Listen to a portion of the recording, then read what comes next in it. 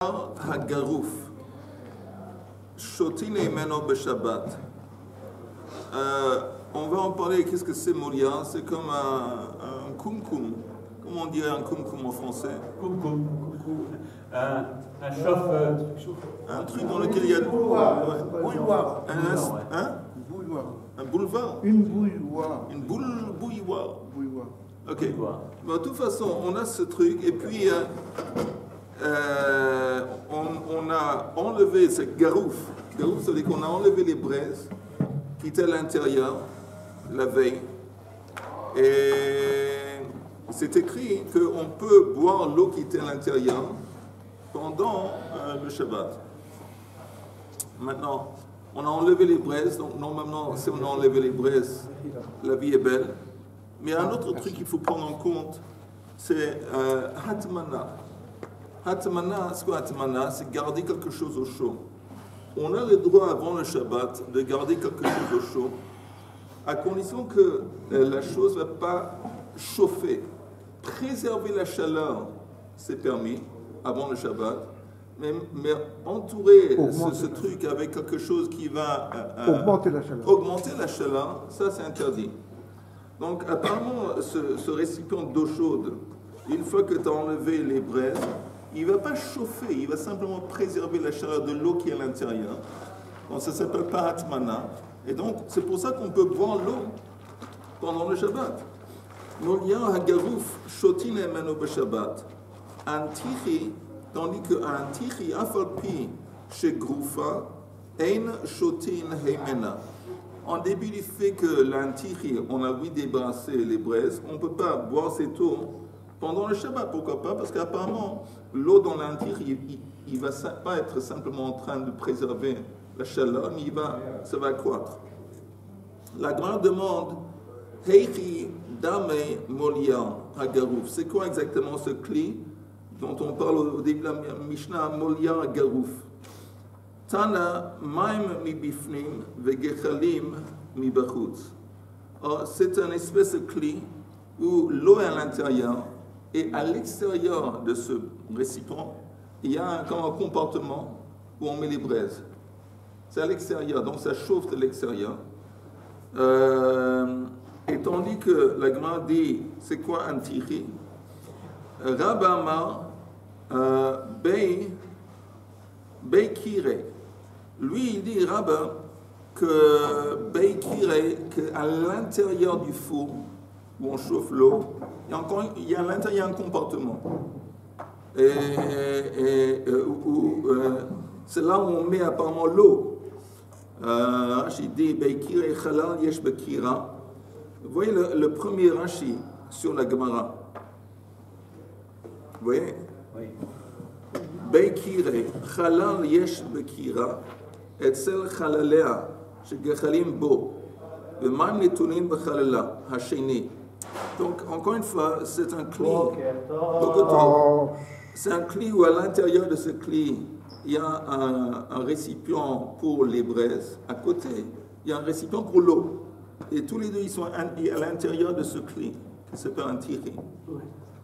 Ve'afal gav de dame et le molia, en dépit du fait, Rashi dit que ça ressemble au molia, mi ukira dofna av. La différence, c'est que le kira, le four, les parois du four, ils sont plus épais. Et le four, il est constamment en train de chauffer, donc il est très chaud. Et donc,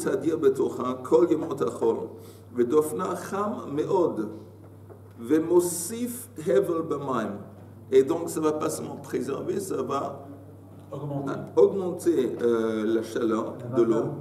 Afalpi chez Groufa minagechalim. En dépit du fait que la veille, on a débarrassé les braises qui étaient à l'intérieur.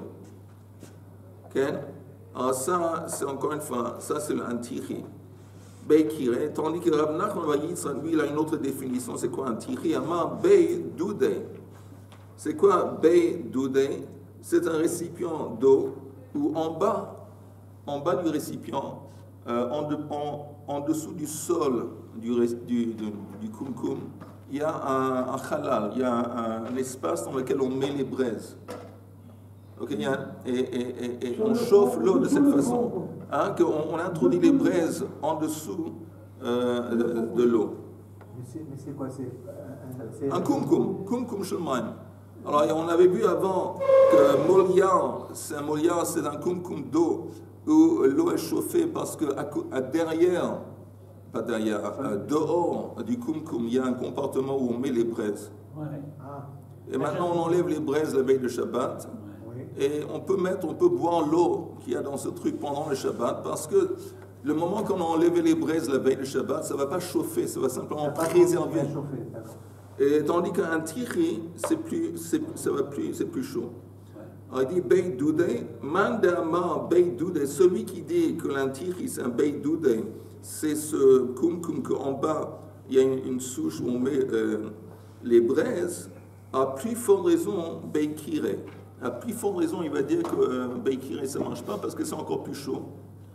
Ou Mandama Beit Kiré, tandis que celui qui dit qu'un tiri c'est un Beit Kiré, c'est les comportements qui se trouvent à l'intérieur du four. Aval Beit Doudé, mais lui il dirait que si c'est un Beit Doudé avec en dessous du sol une couche de braise, l'eau, il dit non, ça ne va pas chauffer, on pourrait boire. Tanya Kevatei de Rav Nachman, il y a une braïte qui s'accorde à l'opinion de Rav Nachman, Antiché, Afal Piche Groufa ou Ktuma, Eina Shotin Heimena, Mipnei Shenechushta Mechamamta. Donc ce Antiché, en début du fait qu'on a éliminé, ou on a fait sortir les braises, néanmoins, on ne peut pas boire l'eau qui est à l'intérieur pendant le Shabbat parce que Nechushta Mechamamta. Nechushta, il est fait de cuivre. Et le cuivre, une fois qu'il est chaud, il n'est pas seulement chaud, il chauffe. Donc, c'est pour ça que comme c'est un truc qui va chauffer, on ne peut pas boire l'eau qui est à l'intérieur. Il va chauffer pendant Shabbat. Si on l'a fait. Oui, apparemment, si tu mets cette eau, tu laisses cette eau la veille de Shabbat, dans ce truc qui a été chauffé, la veille de Shabbat, tu enlèves les braises. Ah, il a tiré, il est tellement chaud que si l'eau à l'intérieur, il va continuer, la chaleur va augmenter pendant le Shabbat. Et donc, ça, c'est pas bien parce que l'atmana qui est permise la veille de Shabbat, c'est seulement pour préserver la chaleur et pas pour augmenter. Ok. Maintenant, la Gemara dit une nouvelle Mishnah. À Meicham, chez Pinao. Meicham, encore une fois, c'est un récipient dans lequel on met de l'eau, pour chauffer de l'eau. À Meicham, chez Pinao, qu'on a enlevé. Alors, retiré. Apparemment, on parle du fait qu'on l'a retiré de sur le feu, sur le four. À Meicham, j'ai dit bien apparemment. À Meicham, chez Pinao, lo yiten letocho tsonen bishvil chez Yichamu. On ne peut pas mettre à l'intérieur de l'eau froide pour que l'eau froide va se chauffer. Une fois qu'on l'a fait entrer dans ce meicham, on va introduire beaucoup d'eau froide pour chauffer l'eau. Elle va rentrer en contact apparemment avec l'eau qui est déjà à l'intérieur de ce meicham. À force de rentrer en contact avec cette eau, elle va se chauffer. Oui, mais le but, ça dépend la kavana. Si la kavana de remettre de l'eau froide, c'est pour pouvoir avoir de l'eau tiède, il n'y a pas de problème. On va voir. Si tu chauffes de l'eau. Non, je ne veux pas chauffer. L'eau, elle est déjà chaude. Elle est froide. Mais l'eau que tu vas mettre, elle est froide, elle va se chauffer avec l'autre. Oui, voilà. Elle est froide. L'eau que tu introduis, l'eau froide dans ce... Le kéli que je prends, qui est au-dessus du four, qui est très chaud. Oui. Je le verse dans un verre et je mets de l'eau froide dedans. Pour refroidir le chaud. Apparemment, tu as enlevé le meicham sur le feu, sur le four. Avant Shabbat Avant Shabbat. Ah, avant Shabbat. Et après, on te dit que tu ne peux pas, le soir de Shabbat, mettre de l'eau froide dans le but de chauffer l'eau. Elle ne va pas bouillir, mais elle va chauffer. Le but, c'est ce que je voulais qu'on Lo yiten letochot sonen de l'eau froide bishvil sheyichamu. Aval notenhu letocho ou letoch hakos kedei lafshiran. Mais oui, on peut le mettre à l'intérieur, on va en parler parce que c'est pas clair ce que la Mishnah est en train de dire. On peut le mettre à l'intérieur et on peut le mettre dans un verre pour l'afshiran, pour enlever un petit peu la froideur de l'eau. Ça ne va pas chauffer l'eau, mais la chaleur de l'eau. Non, pourquoi? Non. L'afshiran, au moment quand quelque chose est glacé, tu entends, quelque chose est glacé, l'afshir, ça veut dire que on va enlever le froid. On va faire en sorte que c'est moins froid, c'est un peu tiède. Pour attirer, pour que ça soit plus... Je mets de l'eau glacée. Il se contredit. Oui, il se contredit comme tu dis. On va voir la Gemara. La Gemara dit Maïke Amar, qu'est-ce que la Mishnah est en train de nous enseigner? Amar Rav Ada bar Matna Hachike Amar, c'est comme ça qu'il faut comprendre. Ameicham shepina mimenu maim chamin. C'est que cette marmite d'eau, cette casserole, Mazepinao, c'est pas qu'on l'a enlevé sur le four, on a enlevé l'eau qui était à l'intérieur. On a vidé l'eau qui était à l'intérieur. Ce que la Gemara dit. Maïke Amar, Amar Rav Ada bar Matna Hachike Amar, Ameicham shepina mimenu maim chamin, lo yiten letocho maim mu'atim. Tu ne peux pas l'introduire à l'intérieur. À l'intérieur de quoi? De ce meïcham qui vide. Qui a écrit le Tocham. À l'intérieur? Les Tocham. Non, moi j'ai écrit le Tocham. Moi j'ai dans ma version, je lis ma version. Meïcham shipan pinam imeno maim chamin. Lo yiten les Tocham. Non, les Tocham. Le Tocham, il y a change d'édition, les vieux. Je t'ai dit, ton édition, il faut la changer. Elle est trop vieille. Et il n'y a même pas une petite note à côté la même chose. Non, en fait, c'est les Tocham. Moi j'ai les Tocham. On ne peut pas introduire un petit peu d'eau, parce que si tu mets un petit peu d'eau, elle va se chauffer. Elle va se réchauffer avec laquelle. Alors qu'est-ce que tu peux faire?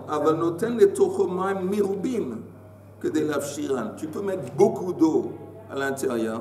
Comme il y a une grande quantité d'eau, ben ça va simplement devenir moins froid à force d'être à l'intérieur de ce cli. Ça tu peux faire. Donc quand la Mishnah dit on parle d'une petite quantité d'eau froide, parce que là elle va chauffer. Mais quand c'est écrit Avanoten ou les tocho, mais oui, tu peux mettre de l'eau à l'intérieur. On parle d'une grande quantité d'eau. Là, c'est seulement l'afshiran. Oh, mais même la grande quantité d'eau, les premières gouttes qui vont être en contact avec l'eau chaude vont cuire. Apparemment, c'est versé d'un trait. Toute la quantité est versée d'un trait. C'est pas goutte à goutte. Mais c'est pas la fin. Pourquoi pas? On parle. Pourquoi pas? Mais encore une fois, c'est un cli qui a été enlevé du four apparemment et vidé de l'eau. Donc le cli, il est chaud. Alors, si tu introduis une grande quantité d'eau, tu sais que cette eau, il y a tellement d'eau froide, elle ne va pas chauffer. Mais elle va simplement, on va enlever la froideur. Elle n'a pas le temps de chauffer. Elle n'a pas le temps de chauffer. Si je verse sur les mots, un litre entier. Tandis que si tu introduis une petite quantité d'eau, ça c'est interdit parce qu'elle va chauffer. D'accord. On jette de l'eau chaude en eau tiède. Mais elle ne sera pas chaude. Oui, On jette de l'eau chaude. Il a vidé l'eau chaude. Oui. Pour avoir de l'eau tiède. Non, oui, c'est une bonne question. Pourquoi on a jeté l'eau? Bon, il faut demander. Mais quel est le problème? Est-ce que c'est seulement de changer la température ou pas? Oui. Changer la température, ça peut être dans les deux sens, évidemment. Soit chauffer, soit refroidir. Est-ce que ça s'applique aussi pour le refroidissement? Il n'y a pas d'interdiction de refroidir de l'eau. Ah, question. Là, ça c'est la réponse. Question-réponse. Mais c'est la réponse, hein? Oui, il n'y a pas d'interdiction de refroidir de l'eau qui est chaude. On peut la refroidir. Mais quelle est l'intention? C'est quoi l'intention? Si tu veux pas utiliser l'intention, si tu veux de refroidir, il va te dire qu'il n'y a pas de problème. Non mais, est-ce que c'est... Ce qui est assourd, c'est de changer faire cuire. C'est pas simple, non. La nature de l'eau. C'est pas simple, c'est de chauffer. Bichoul. L'interdiction, c'est bichoul. Bichoul, c'est chauffer. Pas les bachets. Si on met de l'eau froide dans un koum de Shabbat, on ne peut plus utiliser ce koum de Shabbat. Puisqu'en l'occurrence, on n'a pas le droit de faire un Shabbat. Pendant Shabbat. Et que justement, ça fait cuire. La vérité, quand on parle ici d'introduire l'eau, tout ça se déroule juste avant le Shabbat. Juste avant le Shabbat. Alors, mais encore une fois, on avait vu, où la Gemara nous explique qu'est-ce que ça veut dire dans la Mishnah que Meicham Shipinao, ça veut dire qu'on a versé l'eau qui était à l'intérieur. Peut-être on a eu besoin de cette eau pour une raison ou une autre. Et maintenant, on se demande, est-ce qu'on aurait le droit de faire entrer de l'eau à l'intérieur, de l'eau froide? Ah, ça dépend de la quantité. Si c'est une petite quantité, c'est interdit. Si c'est une grande quantité, c'est permis. Regardez l'Afshiran. On tourne la page. Et la Gemara dit, mais attends, il y a un problème. Il y a un problème dans ton histoire. Vahalo metzaref. C'est quoi metzaref? Quand tu mets de l'eau froide dans quelque chose qui est du métal ou du cuivre qui a chauffé, l'eau froide qui rentre à l'intérieur, il va endurcir le métal. Et ça, c'est interdit. Donc il dit, à part le problème de bichoul, il y a un autre problème. Tu me dis que tu mets une grande quantité d'eau à l'intérieur, il est vide le meicham. Là, il n'y a pas de problème parce que ça ne va pas chauffer l'eau. Donc d'accord, ça ne va pas chauffer l'eau, mais ça va l'etsaref. Cette eau, elle va endurcir les parois à l'intérieur de ce meicham. Ça va chauffer l'eau, mais ça ne va pas la cuire, ça ne va pas la faire éblouir. Ça ne va pas cuire l'eau, mais en attendant, parce que c'est une grande quantité. Mais ça va faire quelque chose d'eau qui est apparemment interdit, metzaref. Regardez le Rashi. L'eau de caverne. Oh. Bien fait. Regardez le Rashi, Valo Metzaref. Vous voyez le Rashi en haut, le premier Rashi. Chez Kli Matachot, chez Kli Matachot, Cham, Venoten Letochot Sonen, Mechazkim et Akli. Quand il y a un Kli qui est chaud et on verse à l'intérieur de l'eau froide, ça endurcit le Kli. Vezohi Gemar Melechet et Sorfin. Et ça s'appelle en quelque sorte makib patish, c'est que les tzorfines, comment on appelle ça? Les orfèvres. Hein, les orfèvres. Non, c'est comme bonnet en fait, parce qu'il termine une melacha, il termine makib le kéli. patish. Mais le kéli il est déjà terminé là-dedans, il n'y a pas du tout de kavanah de terminer. Mais néanmoins, apparemment les orfèvres, les gens qui créaient des kélim de métal. Toujours on mettait de l'eau. Et oui, après que c'est chaud, ils automatiquement ils mettent après de l'eau pour enrayer, c'est un problème. Gomar melechet atzorfin, sheretichat haour, mefa'apato, vekarov lishaber. Parce que quand c'est très chaud, justement, ça risque de se briser les parois de ce cli. Va'amaim metzarfin pa'apuav soldir belaz. Et donc l'eau froide, elle ferme apparemment, il y a des trous dans le métal. Soudé, ça va souder, Bekitsu. Soudé. D'Amar. Valo Metzaref. Alors la Gemara dit, ça c'est pas un problème, comme Yehuda a dit. Rabbi Shimon hi. La Mishnah apparemment va comme l'opinion de Rabbi Shimon. D'Amar, d'avar she'im mitkaven, muta. Lui, Rabbi Shimon, vous vous rappelez, il avait dit que si quelqu'un il traîne par terre un meuble, il fait un sillon, c'est labouré, c'est choré, c'est bon, quoi que ce soit. Il dit c'est pas important parce que tu n'as pas ciblé cet acte. C'est un truc qui est venu comme ça, un effet secondaire que tu n'as pas voulu. C'est grave. Oui, ça s'appelle d'abord Shlomit Kaven, moutant. Il y a la même chose ici. Tu n'as pas voulu, quand tu as introduit l'eau, les tsarets, tu n'as pas voulu souder les parois de ce clit. Tu as simplement voulu faire en sorte que l'eau est moins froide. Grama, c'est le contraire. C'est quelque chose que tu veux faire et que tu fais de manière détournée.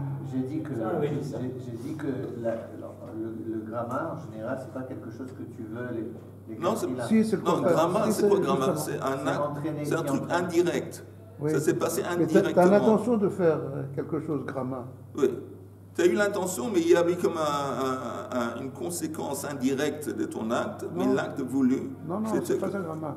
Par exemple, je sais que par exemple dans les hôpitaux ou à l'armée, quand ils veulent écrire quelque chose, ils utilisent gramma, c'est-à-dire ils ont l'intention d'écrire, mais ils utilisent comme ça une manière.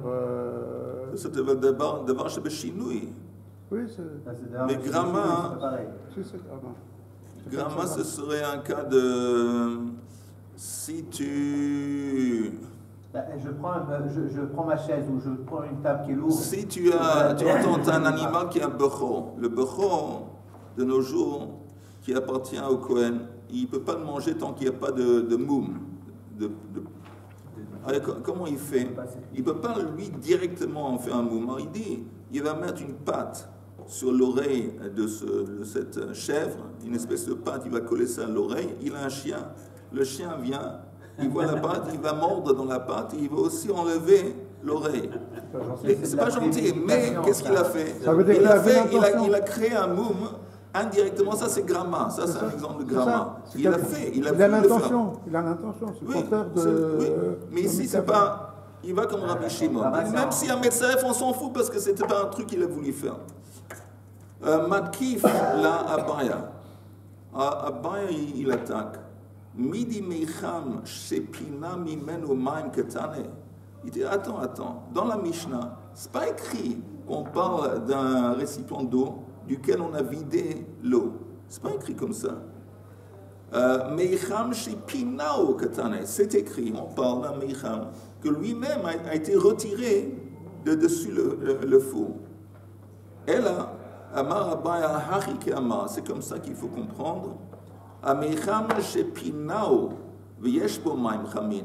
Donc on parle encore une fois d'une espèce de marmite ou casserole remplie d'eau qui a été retirée du feu. Il y a de l'eau chaude à l'intérieur. De l'eau qui est cuite. Oui. Lo yiten letocho maim mu'atin bishul shiyichomu. Alors tu ne peux pas mettre un petit peu d'eau à l'intérieur parce que ça va chauffer l'eau. Aval noten letocho maim mirubim. Mais tu peux ajouter, en fin de compte, on parle d'ajouter l'eau à l'eau qui est déjà à l'intérieur de ce mecham. Tu peux ajouter beaucoup. Letocho maim mirubim kedei lehafshiran, pour retirer la froideur. Vemicham shepina mimenu maim. Tandis que si on parle d'un mecham duquel on a vidé l'eau, dans ce cas, l'eau iten letocho maim kolika. On ne peut pas introduire de l'eau à l'intérieur du tout. Pourquoi? Parce qu'il va souder. Rabbi Yehudaï. Et donc ça serait selon l'opinion de Rabbi Yehuda, de Amar, d'avoir chez mitkaven assour. Et lui, justement, il dit Rabbi Yehuda que d'avoir chez mitkaven assour. Donc ça, c'est selon cette version de la Mishnah. Ok, jusque là, c'est clair. Oui? Yoel? S'il y a un truc qui n'est pas clair, demande. Il est étonnant l'avis de Rabbi Yehuda. D'abord, Shlomi Kaven, Assour. Mais ce n'est pas aujourd'hui qu'on le découvre, ça fait longtemps qu'on en parle. Ça va, oui. Tu dirais quand. Non, lui, il dit écoute, tu sais, et attends une seconde, il y a une différence, une distinction quelquefois entre. Il y a deux concepts, Chefza et Grama. Pardon, Chefza et.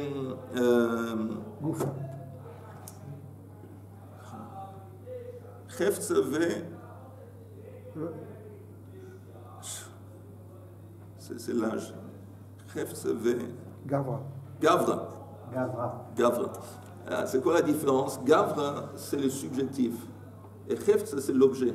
Ça veut dire que, apparemment, Rabbi Shimon, quand il dit d'abord Shlomi Kaven Moutar, il met en relief la personne. La personne en question n'a pas voulu faire un sillon quand il traînait le meuble par terre. Donc il met en relief la personne. La personne n'avait pas ça en tête, donc c'est Moutar. Tandis qu'apparemment, je propose que Rabbi Yehuda, il met en relief la chose elle-même. C'est quoi la chose elle-même? La melacha. Il y a une melacha qui a été faite. Et c'est ça qui est important. Les intentions de la personne, c'est pas important. On regarde l'objet. C'est quel objet? La melacha. Il y a une melacha qui s'est faite. Le fait que tu aies l'intention, on s'en fout. Un métal, pour faire durcir, il faut qu'il soit rouge. Oui, et en général, quand c'est sur la plate, quand c'est sur le four, c'est pas rouge. Il ne durcit pas, là. Ah bon? Si c'est le fait que c'est, même si c'est pas rouge, mais c'est très très chaud, c'est pas suffisant.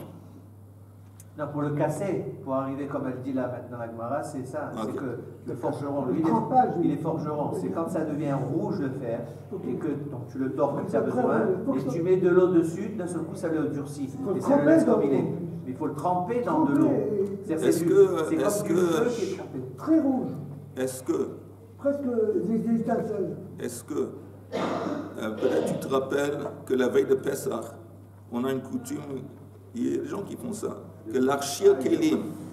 C'est quoi l'archir kelim? On rend cachère quelques kelim pour l'utilisation de Pessah. Peut-être tu connais. Alors normalement, comment ça se passe? On arrive et il y a une cuve comme ça, avec de l'eau bouillante. Et il y a une autre cuve un récipient et de l'eau froide. Et qu'est-ce qu'ils font normalement? Ils prennent ta casserole, peut-être qu'ils... dans l'eau bouillonnante. Tu le mets dans l'eau bouillonnante, après ils le sortent, ils le mettent dans l'eau froide. Pourquoi? Pourquoi? C'est les aliments qui sont dessus, la casserole. C'est pour les aliments. C'est pas le faire pour la lui-même. casserole. C'est pas pour le faire. C'est pas pour... c'est pas pour décoller. Non, l'eau chaude. L'eau brûlante. L'eau brûlante. Elle va décoller. Mais je comprends, mais l'eau chaude, c'est pour décoller Oui. aliments. Les qui sont restés. Oui, l'eau chaude. Mais je te demande, pourquoi après le mettre dans de l'eau froide? Pour pouvoir la tenir. Ah, c'est juste un truc pour... Voilà. Non. Non. Mais Moi, je propose, c'est la raison pour laquelle on fait ça, c'est qu'on veut maintenant fermer les... Il y a une expression, the pores.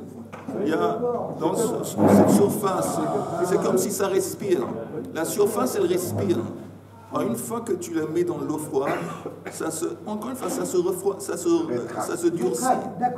Ça se durcit. On voit que cet durcissement se déroule même sans que c'est rouge et très... Même à ce niveau, il y a un durcissement. C'est la raison pour laquelle on voit que l'archir Kélim, c'est ce qu'on fait. Quand on le met dans l'eau bouillante, c'est pas rouge, c'est pas en train de... C'est très chaud, mais néanmoins, on la met dans l'eau froide pour solidifier le... Oui, vas-y. Si on rajoute Le bouillonnement de la projet, ça se fait juste derrière à Réforme Bethléem. Oui, ça se fait partout. Dans tous les coins de l'eau. Oui, je sais. Ça fait partir du talis, d'accord, de mettre de l'eau froide après le... Amar Rav, Loshanu el l'afshir. Il est ça, c'est seulement permis quand on veut enlever la froideur de l'eau, on peut mettre une grande quantité d'eau à l'intérieur. Aval, le tsaref assour.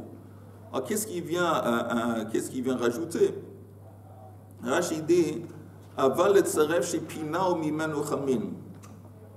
Encore une fois, il faut faire attention que si tu mets l'eau à l'intérieur et il n'y a pas d'eau, tu verses de l'eau dans ce cli qui est chaud. Alors là, il y a un problème de souder de l'etsaref. L'etsaref, c'est durcir. Hein? Oui. Et s'il y a des serpents et des... S'il y a des serpents, il n'y a pas d'eau dans le récipient, mais il y a des serpents, des scorpions. Les scorpions. C'est qui le scorpion là-dedans? הבורק אין בו מים אין בו נחשים ועקרבים יש בו. ושמואל אמר אפילו לצרף נמי מותר. שמואל lui a dit un truc révolutionnaire. Il dit que c'est même permis de mettre de l'eau à l'intérieur, même si tu vas souder. Alors la Gemara demande, très étonné, letsaref lechatrila misharei, qui permet de mettre de l'eau lechatrila pour letsaref? Et la itma hachidma, si tu vas enseigner cet enseignement, c'est comme ça qu'il faut l'enseigner. Amar Rav Loshanu el shiur l'afshir. On parle uniquement d'une quantité d'eau qui va faire en sorte que l'eau, elle va pas chauffer, mais l'eau elle-même, on va enlever la froideur. Elle va devenir tiède. Aval, shiur l'etsaref. Mais s'il y a tellement d'eau qu'elle va dépasser, elle va entrer en contact avec la paroi intérieure, alors là, assour. Mais Shmuel, lui, il intervient. Il dit non, mais afilu shiur l'etsaref mutar. Et pourquoi il dit ça? Parce que c'est écrit le membre de Shmuel, parce qu'apparemment Shmuel, il va comme Rabbi Shimon. Alors, j'ai passé la page suivante. Le membre de Shmuel qui est Rabbi Shimon, Svirele. Et pourtant, on a un truc bizarre. V'hamar Shmuel, le même Shmuel, qu'est-ce qu'il dit? Mechabin gachelet shel matechet bereshut rabim bishvil shelo yizoku barabim. S'il y a un morceau de métal qui est sorti de l'atelier du forgeron, il y a des morceaux de métal qui par terre dans la rue. Et c'est dangereux, surtout à l'époque où les gens se promenaient souvent les pieds nus, ou des sandales et les pieds ils étaient découverts. Alors si tu trouves ça, on ne parle pas de Shabbat, si tu trouves ça... pardon, on parle de Shabbat. Mechabin gachelet, on peut éteindre ce truc, de métal qui est chaud, bereshut rabim, qui se trouve dans Reshut rabim. Pourquoi faire? Bishvil shelo yizoku barabim, pour empêcher que les gens ils vont se blesser, les gens qui se trouvent dans ce domaine public. Avalo, gachel shel etz. Mais on ne peut pas éteindre, si on avait dit qu'on peut éteindre un morceau de métal qui est chaud, mais si c'était une braise qui vient de bois, qui était chaude, on ne peut pas. Ça, on ne peut pas, parce que là, ça s'appelle éteindre midoraita. Midoraita, si on a un morceau de métal qui est chaud et on met de l'eau dessus, ça ne s'appelle pas les chabot midoraita. Tandis qu'une braise qui est chaude et qu'on va mettre de l'eau dessus, ça c'est kibouy midoraita. Là, on ne peut pas faire. On peut dire que c'est Our, et l'autre c'est Toldot Our. Pardon. Est-ce qu'on peut dire que la braise c'est Our et le métal c'est Toldot Our? Le métal c'est Toldot Our. Oui, mais on ne parle pas de chauffer ici, on parle de métal. Non, mais malgré tout. Est-ce qu'une braise c'est considéré comme Our? Comme le Our lui-même, oui, peut-être. Mais qu'est-ce qu'on voit ici? Attends, laisse-moi juste finir, laisse-moi juste essayer de finir une phrase. C'est pas évident, je vais essayer tout de même avec ton aimable autorisation. C'est comme du bois, c'est comme une braise. Quoi? La cigarette qui est allumée, pour pas que c'est une braise la cigarette. Il y en a plein qui jettent comme ça la cigarette. Qui est allumée? Bien sûr, elle n'est même pas éteinte encore, il reste encore... Mais la cigarette, normalement, on n'a pas besoin d'éteindre, il suffit d'attendre quelques secondes, elle va s'éteindre elle-même. Devant la cigarette, je marche dans la rue. Elle va s'éteindre elle-même. La cigarette, ça prend 10 secondes, 20 secondes, ça s'éteint. Tandis qu'une braise, ça continue à chauffer pendant une demi-heure, 1 heure. Je t'ai posé une question, tu ne m'as pas répondu à la question. Est-ce que je dois l'éteindre ou je ne peux pas l'éteindre? C'est pas évident. Ok. Allez, ça va lui aussi. Là, c'est mieux de pas l'allumer. Il y a une cigarette électronique. On a encore 5 minutes. On a encore 5 minutes. On voit ici que selon Shmuel, elle fait une distinction. Tu peux, oui, éteindre un morceau de métal qui est chaud pour empêcher que les rabbim vont se blesser. Mais tu ne peux pas éteindre un morceau de bois qui est chaud, une braise qui est chaude, parce que ça, c'est un issur d'Eoraita.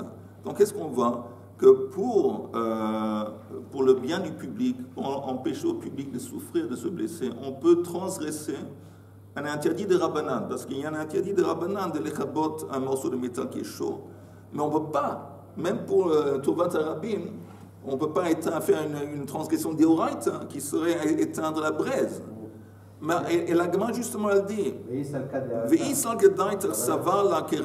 si tu dis que Shmuel il a adopté la prise de position de Rabbi Shimon que devant Shlomit Kaven Moutar, Azafilu Shel Etz Nami, on devrait pouvoir aussi éteindre la braise. Pourquoi? Parce que la raison pour laquelle il éteint la braise, c'est pas parce qu'il veut éteindre la braise. Si, il veut simplement. Non. Il le fait volontairement, il éteint la braise, mais pour éviter oui, pour éviter, mais c'est volontairement, intentionnellement qu'il éteint la braise. Il cible de retirer un danger qui pourrait atteindre le public. D'accord. C'est ça qu'il cible. Lui, il ne sait pas qu'il est intéressé à éteindre. Si, il se fait qu'il va retirer le danger en éteignant. Mais ce n'est pas ça qu'il cible, ce n'est pas qu'il est intéressé.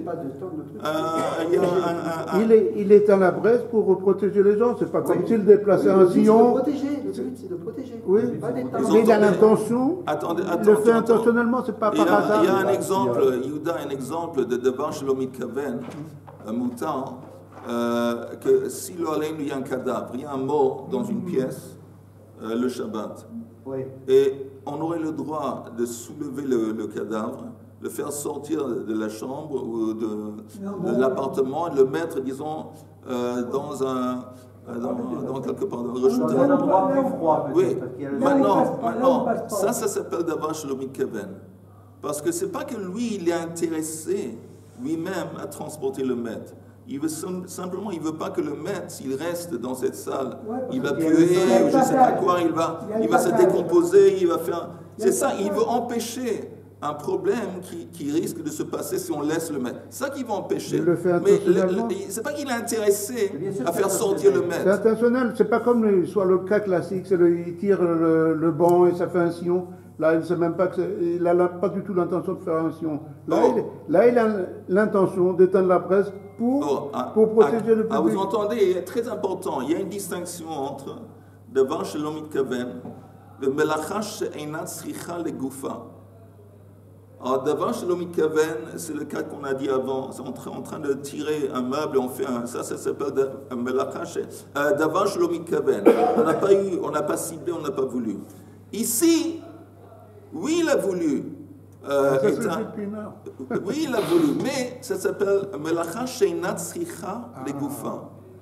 C'est pas que il a fait l'acte consciemment, mais c'est pas qu'il a voulu faire l'acte lui-même. Alors là, on revient à cette histoire d'éteindre la braise.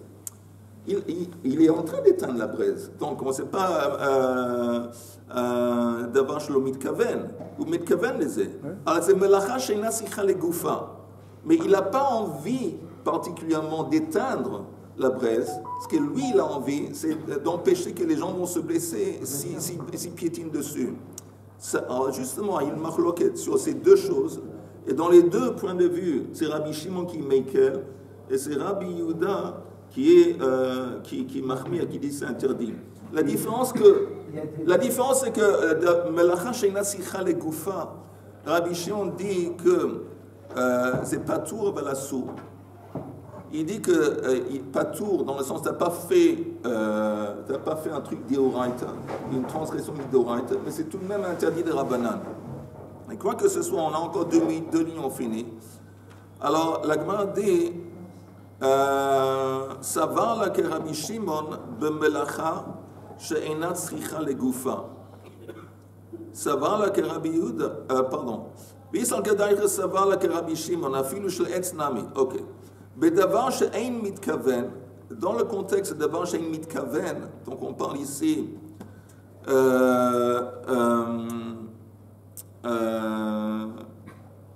avec le, comment on avait dit, Metzaref. Metzaref, quand on va souder le truc, c'est davar she'lo mitkaven, il n'a pas voulu ça, il n'a pas ciblé, il veut simplement un petit peu chauffer l'eau, faire la rendre tiède. Alors ça, il est comme Rabbi Shimon. Savoir le Rabbi Shimon. Tandis que mais dans l'autre principe dont on parle ici d'éteindre un truc dans la rue, alors là, savoir le Rabbi Yehuda qui est interdit. C'est pour ça qu'il ne va pas se permettre d'éteindre la braise. Parce que là, il est comme Rabbi Yehuda. Ce n'est pas la même chose. Amar Ravina Hilkar, donc, un kotz bereshut arabim. Un kotz, c'est une épingle, une épine. Une brindille, une épine, quelque chose qui pique, qui se trouve dans le domaine public.